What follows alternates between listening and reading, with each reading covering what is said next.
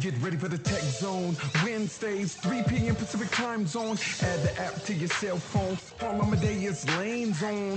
With informative interviews and breakthroughs with CEOs and gurus and who's and reviews. Count on Paul to bring y'all the news.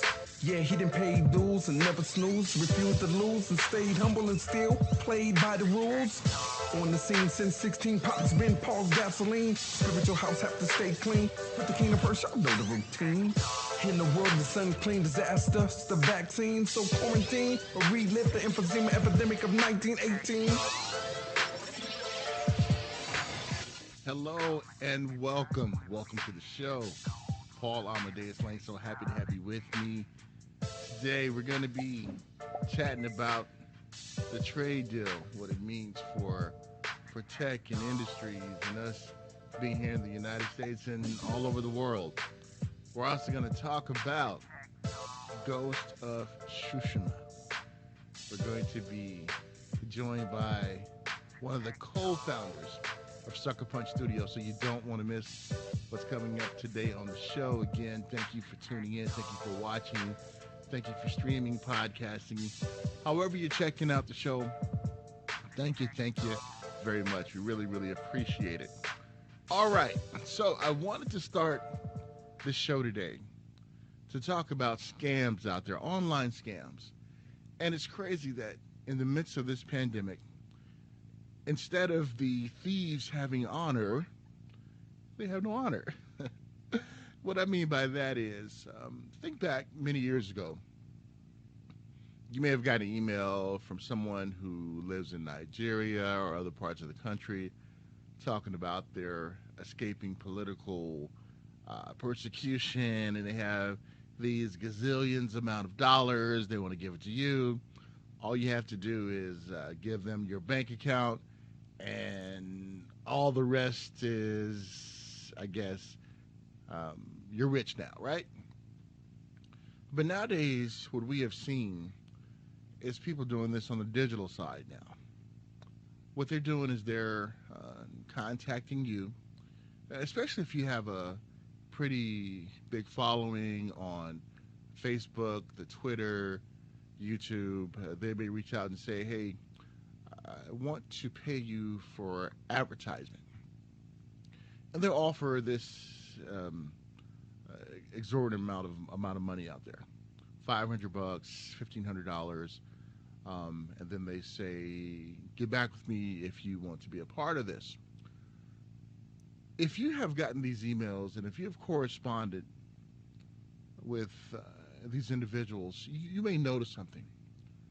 That the email, number one, is not professional. It looks kind of suspicious because it has someone who is very nice looking in the picture.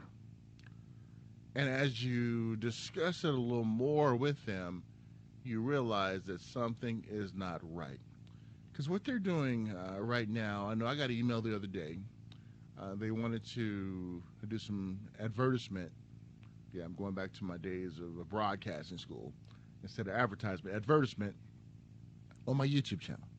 So they said, here, download this, and we'll put this ad on your YouTube channel, and then we'll start paying you. Well, I have a couple of friends that are cybersecurity experts, so I sent it to them, and they're like, no, this is definitely a scam. They're trying to get a hold of your account and make some money off of it. You won't see a thing. But then yesterday, I got an email of someone who wanted to advertise on my Facebook channel. And they said, well, we'll pay you $300 for 24 hours worth of advertising. And I'll be honest, a brother always looking for a hookup. You know what I mean? I'm always trying to come up making a little cheese out there. So I reached out to them, said, okay, let's do it. So they had me sign up for this account called Advert. So I signed up for the Advert account, and I noticed that it wouldn't let me sign up with my page because I have my pages hooked up to my IG and everything.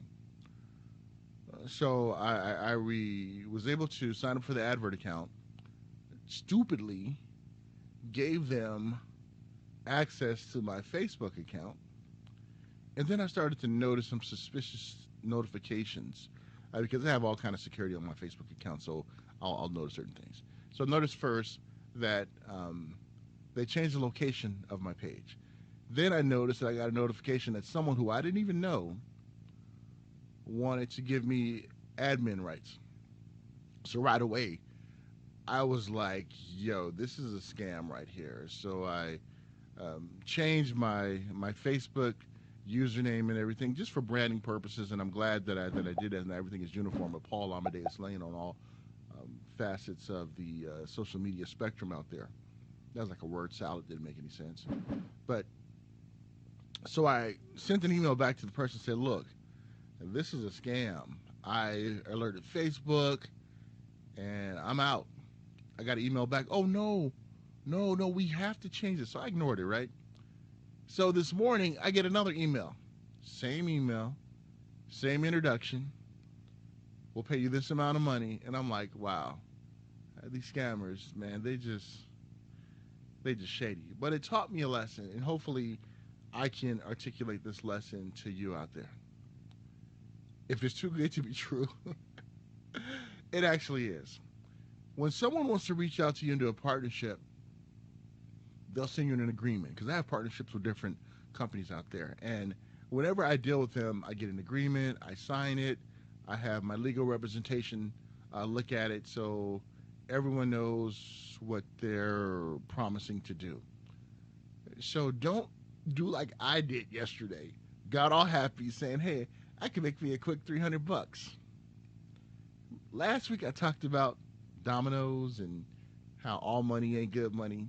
I didn't live by it yesterday and almost got caught up in a scam. But if you have been caught up in an online scam, whether Facebook, the Twitter, YouTube, even your website, I definitely want to hear from you. I want to find out what happened to you, how you're able to figure out it was a scam, because I would love to have you on the show. This is a scam that people are making millions of dollars on now. Don't be shady and be like, I can make some of this scam too. Nah. We don't get down like that. But I definitely want to hear from you. And there was a great article that I came across too on the internet too about Facebook pages paid advertisement scam exposed. So they'll either reach out to you via Facebook Messenger or even an email that's associated with your Facebook account. So don't give them any of your email addresses. Don't give them anything. Tell them to kick rocks, pound sand, and hit them up with the deuces. All right. When we get back, we're going to talk about a game that's taking the gaming world by storm. Many are calling it, and it's only been out for about a week, the game of the summer. And maybe even one of the games of the year. 1A and 1B. You got The Last of Us Part 2 and Ghost of Tsushima. 1A, 1B, any particular order right there. So we're going to be joined by a gaming legend when we get back after these messages. Remember, don't get caught up in them shady scams. All money ain't good, buddy. All right, we'll be right back. More show right after these messages.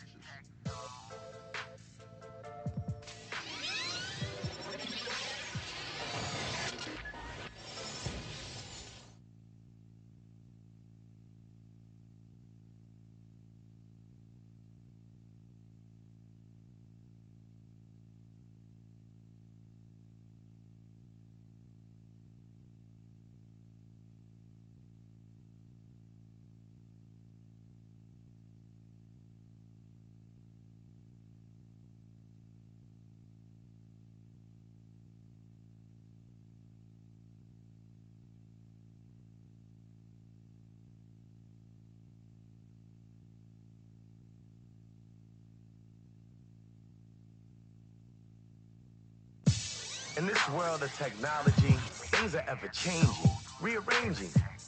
You need someone to help you out. I know someone who can. You'll never be alone. You'll be with Paul Amadeus Lane in the tech zone. What's going on? And welcome to the Tech Zone. I'm Paul Amadeus Lane. it has been an incredible, like 3-month run for Sony Worldwide Studios with the release of The Last of Us Part 2, and then just not even a week, the release of Ghost of Tsushima. That game is taking the world by storm. Many are already calling it the game of the summer. I am so happy to be joined by gaming development legend, co-founder, Sucker Punch Studios, the great Chris Zimmerman. Chris, what's up, bro? Great to have you. I'm good. Good to talk to you guys. Good to talk about Ghost of Tsushima after 6 years of working on it. Man, tell me about it, man. You know, I look back to when I first saw the concept of this game and looking at all the gameplay, I was like, this would be really cool if we're able to play this in the Japanese language. I mean, Chris, you guys were able to pull this off, man. Yeah, super fun. That was it was an easy decision, right? Once we had a great Japanese version of the game, it was clear that a lot of people really wanted to play it in Japanese, get that whole experience, Japanese language, subtitles, you're in the movie, it's awesome. And Chris, take us through the journey 6 years ago when you and the team were looking at potential projects to work on. Why did you pick Ghost of Tsushima? What was it about it that made you guys say it has to be this one right here? Well, we knew we were going to do a big open world game, and we think that the thing that makes the best open world games really fun is having a really strong central fantasy, right? And I can show you this by just naming a fantasy, you know, being a gangbanger in 90s Los Angeles, right? And you know the game. Being a cowboy in the Old West, and you know the game. And we felt like we needed something like that for our next game. And we talked about a lot of different things, but the one that really jumped out at us was being a samurai. And, you know, it was kind of strange, actually, in some ways, that no one had done a great open world samurai game. It felt like a real opportunity to do something that people really wanted to play.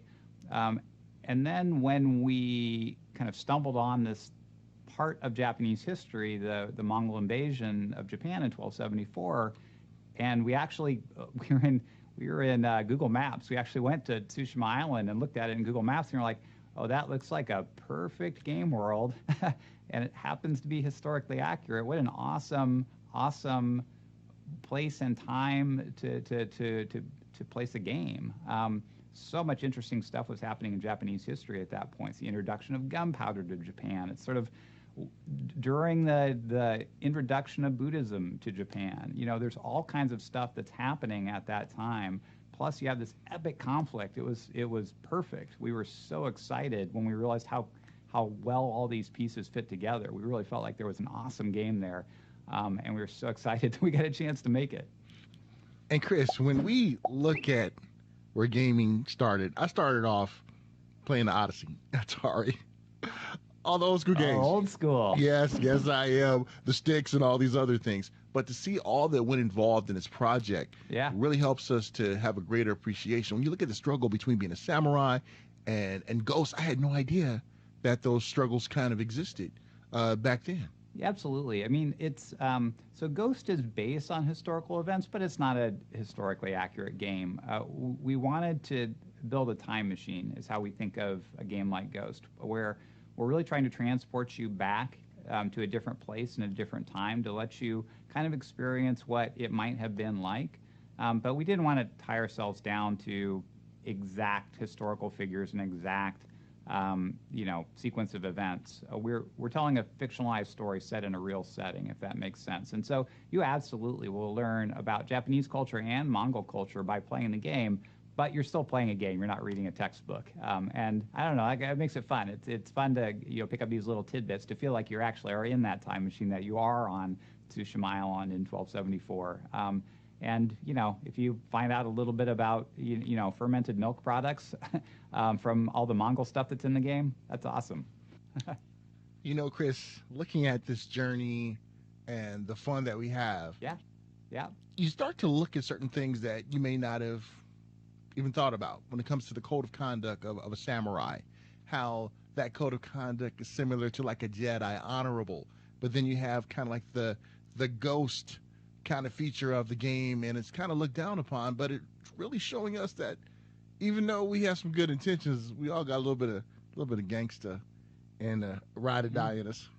Yeah, it's interesting. I mean, it's one of the challenges, I think, of making a game that was set, 750 years ago, right? And it was one of the questions that we asked ourselves early on: what is there going to be to relate to, right? You are building a time machine. You're putting somebody back into a place and time that they've never been. How are they going to relate to that? What does it mean to have a code of conduct in a world where many of us don't have that sort of thing? And it was interesting, as the product evolved, as we got closer to having the story, it was clear that there's this, he's human, right? And so the humanity of his story and the struggle he goes through resonates with people.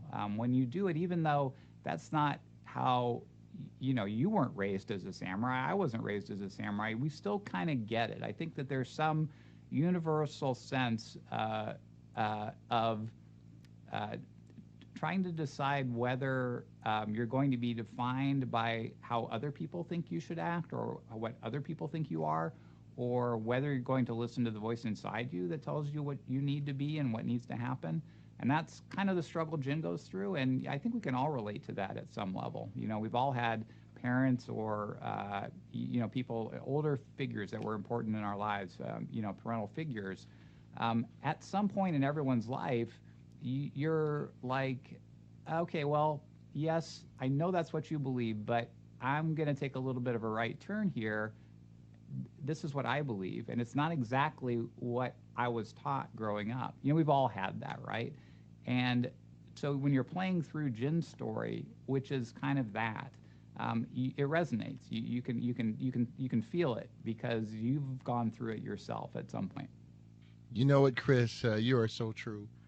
No matter how old we are, this is something that when we look at Jin's struggle that we all have experienced in our life, and it just really shows just how impactful that this project has been and why people are loving it. And it's an awesome experience. Now I want to geek out for a minute if I can. Is that okay? Because I love the technical aspect of certain things. When you look at how smooth the gameplay is, the combat, man, the technology that we have now to make this happen, this is incredible, man. It's amazing. I've got the best job in the world. I really do, because we get to have ideas about how things should work, and then we get to make them come true, right? We get to create this world that players get to play in, and that is so cool. It is such a privilege to be able to do what we do. I've spent a lot of the last 6 years working on the combat in the game, so it's really fun to hear that people are enjoying it. That they're getting the experience that we hope they would get. This sort of fluidity and the sense of danger and the sense that this is something that you actually have to work at, right? That this is not, it's not just, press X to win the game. It's hard. The game can be challenging, and you do have to practice. You do have to get better before you're going to see the success. And we think that's more rewarding for players, right? Because it means that you're experiencing Jin's journey, right? That's one of the things about being the samurai fantasy, about the idea that you're going to have to train for a lifetime to be the master samurai. We wanted players to get a little sense of that as well while they were doing it. And so we decided we weren't going to be afraid to demand something of players. We weren't just going to hand them their victories. They were going to have to earn them. So in the beginning of the game, the combat's just a little bit overwhelming, right? You're surrounded by guys, they're coming at you fast, and you're like, oh man, this is a lot. I gotta up my game a little bit, right? And that's exactly the way we want you to feel. We want you to feel that way. We want you to feel just a little bit overwhelmed in the first 5 hours, because that's how Jin feels, right? He wakes up, wakes up after the battle, and he is surrounded by Mongols, right? There are too many of them, and everything that he's learned is not enough. It's not sufficient. He's trained his life to be the perfect samurai, and that's not enough. And he has to figure out what to do. That's kind of the core of the story. But at the beginning, he's a little bit overwhelmed, and he has to be disciplined and practiced and learn how to fight the Mongols. And that journey parallels the players, right? You as a player have to do the same thing, and we think that's cool. That's one of the things that we're doing intentionally to draw you into Jin's story, so that you can kind of empathize with what he's going through, because you're kind of going through the same thing yourself. Yes, yes, I can definitely co-sign on that, Chris. And as not only a member of the media, but a disabled gamer, this is something that I'm really passionate about. When I talk to Yeah. different gaming developers, or even different gamers out there who are able-bodied and who are disabled as well too, we never want the gaming experience Yeah. to be a Yeah. frustrating one, but we want it to Yeah. be a challenging one. And you guys were able to pull that off. And even as me as a disabled gamer, I was able to complete the game. And I don't want to hear any Oh, shade good. from anybody, because if I can finish it, Yeah. everyone can. Really appreciate what you guys have done. That's great to hear. It's a hard one for us, because we care. We want a lot of people to be able to play the game, no matter what their physical challenges are. But it's harder to test, right? We're flying blind a little bit with accessibility features. Ghost was a new game for us, a new style, a lot of new challenges, and so we couldn't draw on a year's worth of lessons. We weren't doing version 5 of a series where you can just do the things you've done before. We were having to invent it all from scratch. And with accessibility, it's particularly hard because it's harder to test, because everyone's challenges are different. When we're testing the kind of the core version of the game with the accessibility features disabled, we can have a bunch of people come in and play and get some really good data. Accessibility is harder to test as a result, and so we find that we take our best guess, we put it out there. I'm super happy to hear that that they worked for you. But I'm sure we're going to hear from people in the coming weeks that we need to tweak things here and there, and so we're ready to do that sort of thing, because everybody deserves to have a great time playing video games. Chris, thank you so much for saying that. We really appreciate that. As a disabled gamer, it truly warms my heart to hear that. Now let's talk about the emotional journey that this game really takes us on, because it takes us through. Yeah, absolutely. A story that's just about one apex moment after another. It's all highs. It's not. It doesn't resonate, right? You really need to have ups and downs in the story. You need to have setbacks. And Jin's story has setbacks. It doesn't all play out the way he wants it to. He didn't want this whole invasion to happen, right? But even after that, even after he's absorbed that truth, it doesn't all play out perfectly. Even when things go well, sometimes they don't go right. And it's important for the player to go through that as well. It takes a while to play through the story, right? This isn't a sit down in an afternoon and finish it. It's going to take you many hours to work through the main story, and it's more interesting if it takes some turns that you're not expecting, and it does. So you can't predict at the beginning exactly how things are going to play out, and some of those moments hit you pretty hard when they happen, and I think that's good. That's what makes it a good game, is that it surprises you, and it feels real when it happens. Now, Chris, I don't like to correct my guests when I have them on, man. It's not good, it's great. Mad props. Oh, thanks for saying that. I think so, but I would, right? I'm a parent. I think my daughter's the most beautiful in the world. Yeah, I hear you. And so, Chris, anything else you'd like to say to the gamers out there about this project, and just some closing thoughts you'd like to share? Well, I think that the thing I would say to people is that we make games for players. That for us at Sucker Punch, I said earlier that it was a privilege to make games, and it is. The process of making games is really fun. It's really rewarding to imagine something, and then with the help of hundreds of coworkers, see it come to life. But the real payoff for us is hearing from people that have played the game and enjoyed it, because that's why we build it. We build games for people to play. We build games for people to enjoy, and that's what makes all the hard work. And believe me, there's a ton of hard work that goes into a game like Ghost of Tsushima. That's what makes all that hard work worth it, is hearing from all the players that play the game and have enjoyed it, that got the experience that we were trying to produce. And Chris, mad props again to you and the team. I want to play ungrateful fanboy. Can I do that for a moment? Is there any irons in the fire about DLCs out there that's going to come out? I Can you believe share my that? officially approved messaging is we're focusing on the launch of the game right now, and then we're going to take a step back and see what happens. Yes, leave it to me, the unfaithful fanboy, Chris. Amen. But I really enjoyed chatting Yeah. with you, and great product, Ghost of Tsushima. What you guys were able to do has been fantastic. Looking at the journey, man, I'm still blown away. Nice. Great job, my friend. Well, as I said, we make them for people to play, so I'm really, really excited to hear you had a great time. Hey, come here, horse. Take care, my friend. Catch up with you real soon. Once again, a huge shout out to Chris Zimmerman, co-founder of Sucker Punch Studios. Just a great product. I mean, if you have been checking out this game and some of the features of it, I'm sure that you are loving it as well. And again, a huge shout out to Sony Worldwide Studios, Last of Us Part 2, and Ghost of Tsushima. I mean, this is like crazy incredible. I remember the last E3 that Sony was at, former Worldwide Studio chairman Sean Layden, I remember at the media event, he first talked about The Last of Us Part 2 and took us through some of the things that are coming out in the Ghost of Tsushima, you know. I'm like, wow, you know, we have not been let down by the great folks at Sony Interactive Entertainment, PlayStation, Sony Worldwide Studios.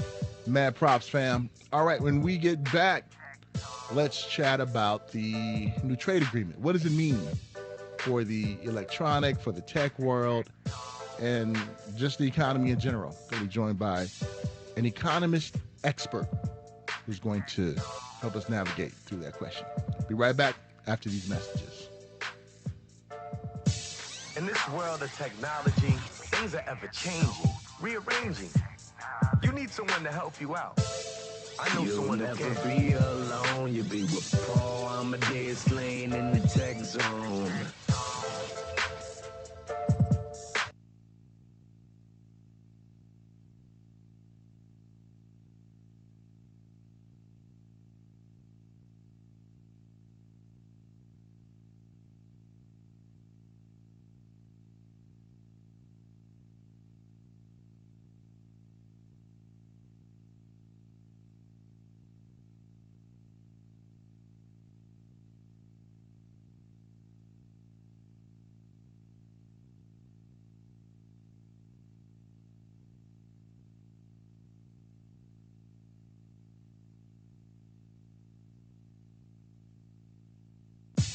In this world of technology, things are ever changing, rearranging.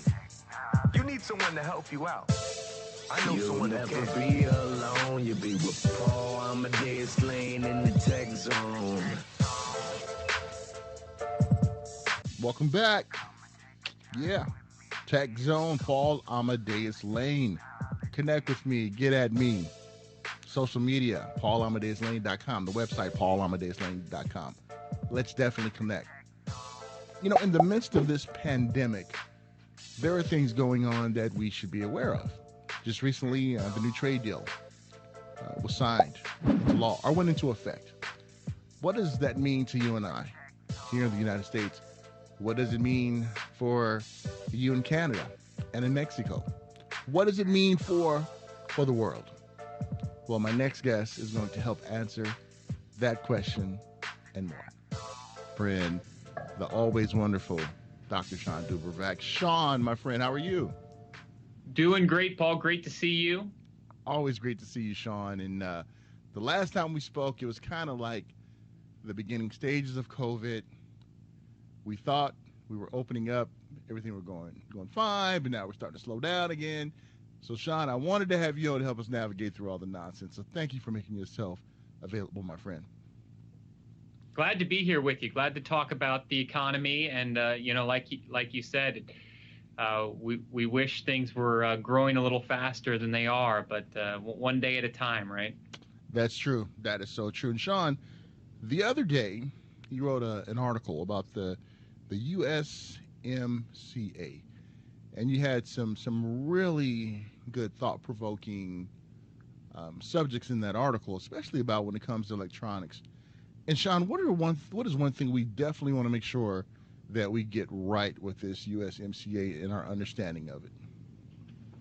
Well, USMCA is essentially an upgrade and an update of NAFTA, which was 26 years old, wonderful at the time trade agreement, regional trade agreement that brought together Canada, Mexico, and of course the U.S.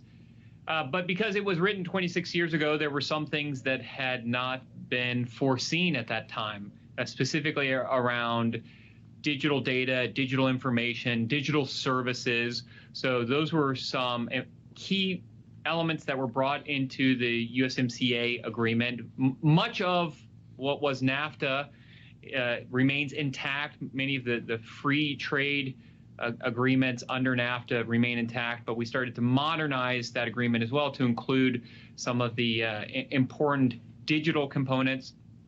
We also saw some key things around the automotive sector, so we'll probably see some changes there coming in the coming years.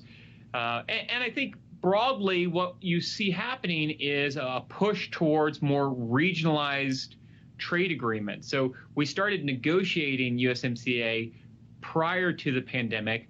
The pandemic only heightened our need for regional supply chains. We saw that at the apex of the pandemic in April, when we were concerned about being able to secure needed medical supplies and worried that we weren't going to be able to get what we would need, and really being able to source some of those key things within your own country or within very close proximity. So for us, that's a North American environment, and not having to necessarily rely on widespread distributed supply chains. So I think we see some of the things, again, that were valuable in NAFTA coming to fruition here and continuing to build out. And then we also saw some really important things that will benefit many of the great tech companies in the U.S. Companies like Amazon and Netflix have some assurance that they didn't have within NAFTA.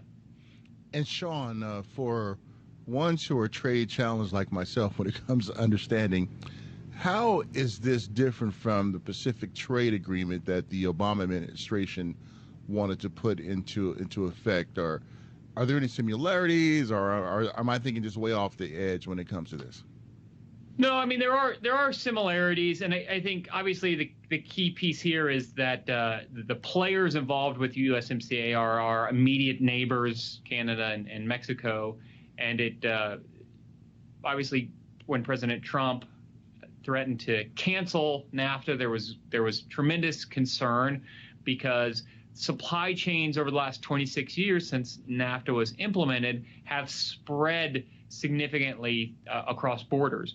So if you look at, for example, especially in the automotive space, a part might go across the border 6 or 7 times before it lands in a finished product that we would buy, a finished vehicle that we would buy. So you can imagine some components arrive in Mexico, they're shipped to there's some transformation that takes place, they're shipped to the US, there's additional transformation that takes place. Maybe it becomes a radio at some point that's put into a car, then there's some wire harnesses added. So pieces of that vehicle are going back and forth across the border, taking advantage of manufacturers' expertise that lie both here in the US and also in our immediate neighbors. And so there are similarities, though, to other regional trade agreements that we were looking at. Ultimately, the U.S. benefits if we're able to really drive those relationships and maintain good relationships with key trading partners throughout the world. And Sean, there's one thing in the article that you stated that really caught my attention, and it isn't enough to focus solely on domestic capacity. COVID-19 related life or death shortcomings in our supply chain. Please expound a little more on that, because that is a really powerful statement. Yeah, I think, the concern coming out of COVID-19 and the pandemic was that we don't have the necessary capacity that we might need in terms of a pandemic spreading, and we should build that capacity domestically.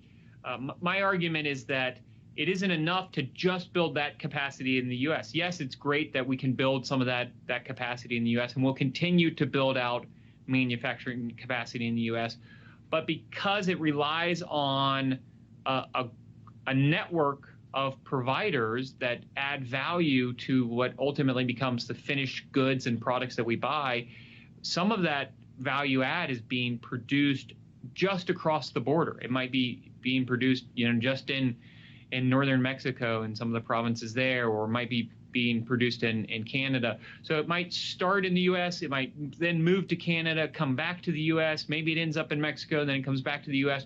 Ultimately, we benefit here in the U.S. from having strong manufacturing bases, not just in the U.S., but also just across the border with our neighbors. And then we're not beholden to, necessarily having to rely on very distributed supply chains. What we saw in the early phases of the pandemic was that China shut down all of their capacity essentially for 2 weeks. And so that left U.S. manufacturers a little concerned for some of the components and inputs that they rely on. And so building that capacity up, it's not enough to just build it up in the U.S., but we need to really build it in our neighboring countries as well. And Sean, when will we see kind of like the impact of this new agreement? Is it going to be immediate, years away, or somewhere in the middle? I know COVID-19 is kind of wreaking havoc on any predictions, but please share your thoughts on that.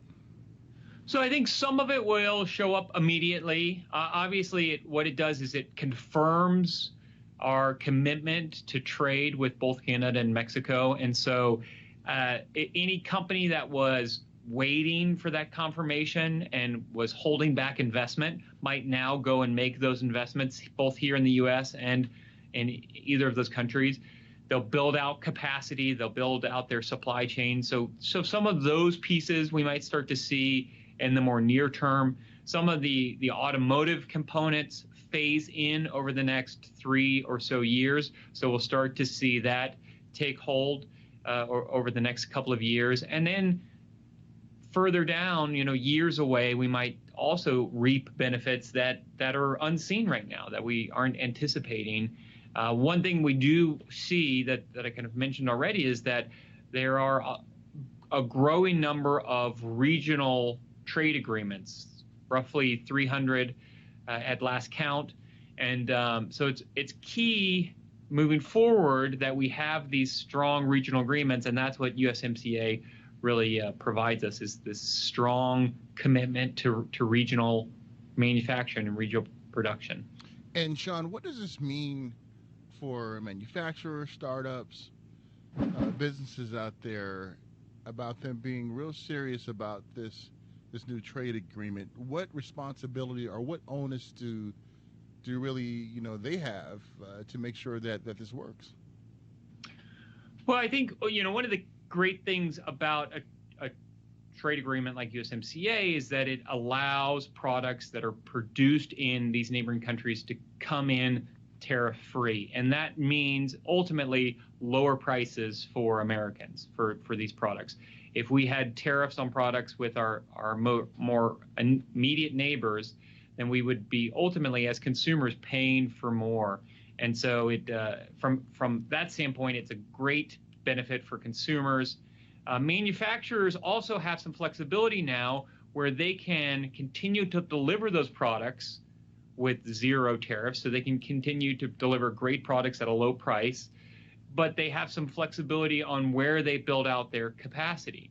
And a lot of companies that I speak with have capacity both here in the U.S. as well as in Mexico. And there are certain things that they're doing in Mexico, and there's some advantages for whatever the expertise is there or the cost differential there. And then they have some things that they're doing here in the U.S. It isn't uncommon to see them using Mexico, for example, for to do lower skilled, lower price production, and then they're doing high skilled, high value production here in the U.S. They're putting them together to provide the full opportunity for for customers.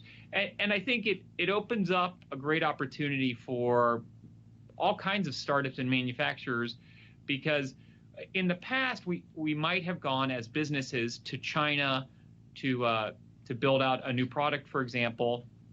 And there's a lot of travel involved in bringing out a new product, what we call a new product introduction, NPI. An electronics company like Apple, they were probably sending engineers on a very frequent basis to China for weeks at a time to make sure that the tooling was done correctly, to make sure that the facility was able to ramp up and supply at a high rate.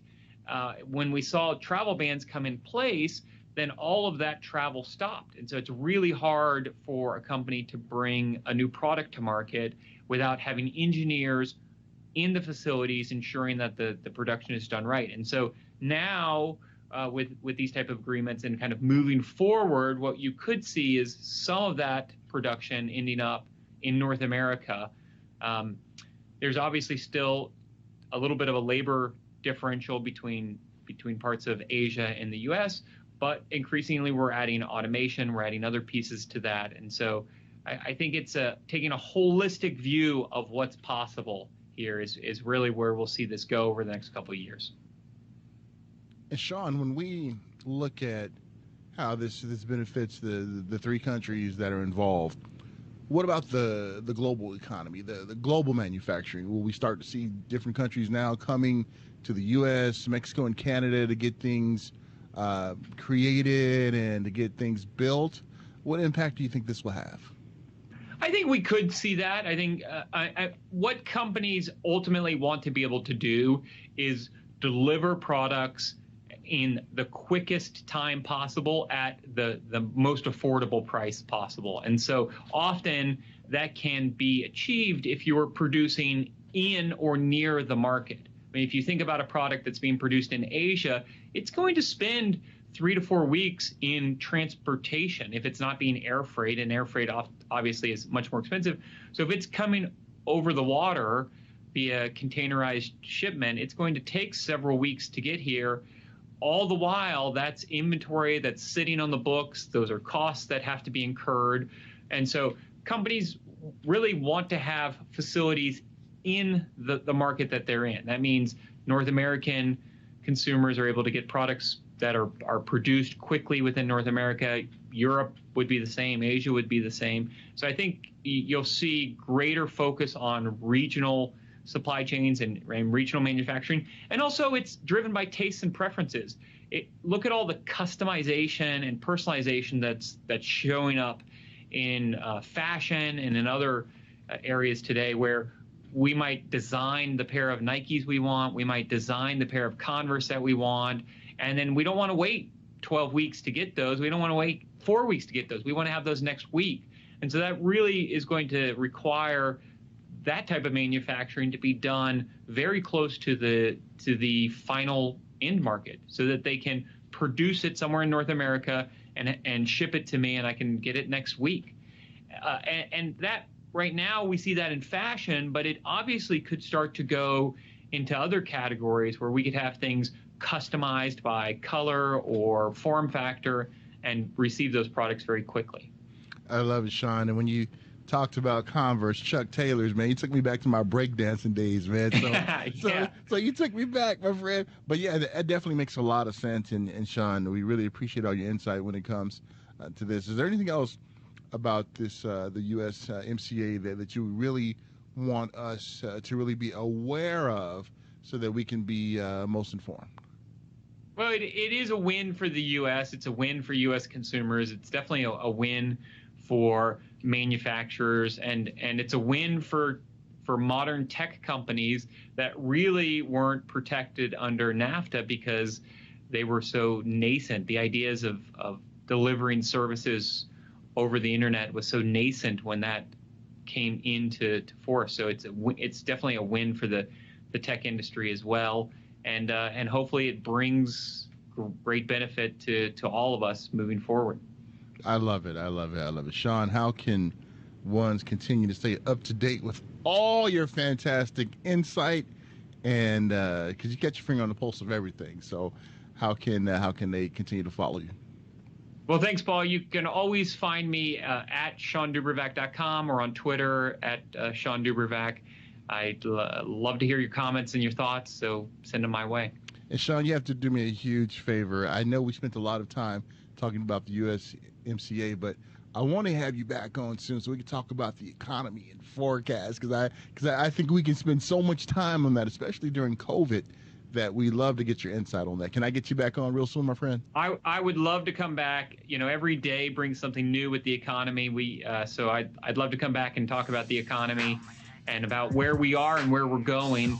It's definitely going to be a slow, bumpy ride from here with lots of twists and turns, but I'd love to talk more about where I see that going. Hey, always great talking to you, my friend. Please stay safe out there. Thanks, you too, Paul. Stay healthy. Once again, a huge shout out to my man, Sean Dubervac, economist, expert, futurist, New York Times best-selling author. Always enjoy chatting with him. I think we want to have him on next week to talk about the economy and what's going on with some other special guests. All right. I'll catch up with you next time. Thank you so much for tuning in to the show. Connect with me, PaulAmadeusLane.com. Reach out, chat, all the great things. Take care, folks. In this world of technology, things are ever changing, rearranging. You need someone to help you out. I know someone that can. You'll never be alone. You'll be with Paul Amadeus Lane in the tech zone.